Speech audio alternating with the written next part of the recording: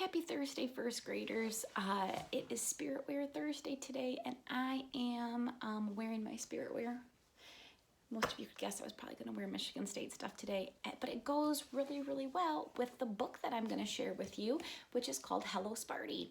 Sparty is the mascot, or like the symbol for the Michigan State Spartans, Michigan State University, and so he's the mascot, and this book is a book that talks about Sparty and where he goes around Michigan State. But I also wanted to share this book real quick with you as well. This is Hello Paws. Hello Paws and Hello Sparty were written by the same author and illustrator, but they changed it in this book for the mascot for the Detroit Tigers baseball team. So Hello Paws, Hello Sparty. There's many different types of these books that you could see around, but this is the one I'm sharing today. Hello Sparty, and it's written by Amy Ariel. Illustrated by Julie Reynolds. It was a beautiful fall day at Michigan State University. Sparty was on his way to Spartan Stadium to watch a football game. Sparty walked in front of the Beaumont Tower. That's this building right here. It's like a clock tower. A professor passing by said, "Hello, Sparty." Sparty passed by the main library. That's this huge building over here. Some students outside waved. "Hello, Sparty." Sparty walked through the Beale Botanical Gardens. A couple sitting on a bench said, "Hello, Sparty." Sparty walked over to the Breslin Center. That's where they play basketball at.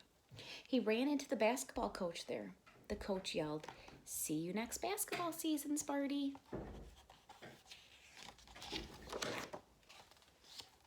It was almost time for the football game. As Sparty walked to the stadium, he passed by some alumni. Alumni is a fancy word for someone who graduated from somewhere. So when you finish school, when you finish high school, you will be an alumni of whatever school you graduated from. So maybe an alumni of Tawas. The alumni remembered Sparty from their days at Michigan State. They said, "Hello again, Sparty." Finally, Sparty arrived at Spartan Stadium. As he ran onto the football field, the crowd cheered, "Let's go State!" Sparty watched the game from the sidelines and cheered for the team.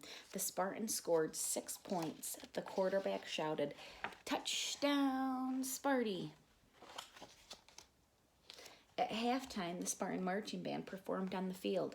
Sparty and the crowd chanted, "Go green, go white." Michigan State Spartans won the football game. Sparty gave the coach a high five. The coach said, "Great game, Sparty."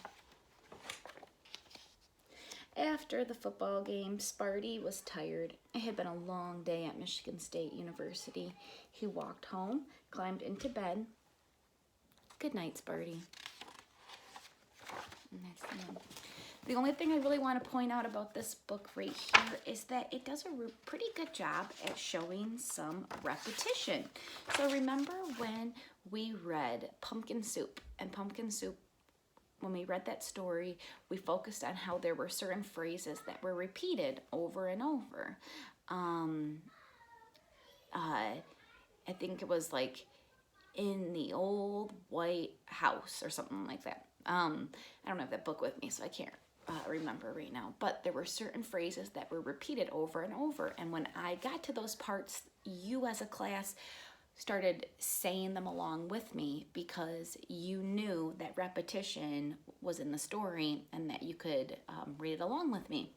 Same thing goes with this story. There's lots of parts in the story that say, "Hello, Sparty," which is why the name is Hello, Sparty. And when we first got these books at our house, Easton loved reading them, and one of the reasons he loved reading them was because even though he couldn't read at the time because he was so little, when we got to the part at the end, and I looked at him, he knew it was his time to say, "Hello, Sparty." So when the professor says, "Hello, Sparty," when the students outside of the library say, "Hello, Sparty," so it had that repetitive piece that helps kids that even when they can't read, they know, oh, I know because that part happens over and over and over in the story. So that is repetition. And we see repetition a lot in children's books. And when we get back to school, we will see some repetition in poetry as well. So anyway, have a really great day, and I will see you soon.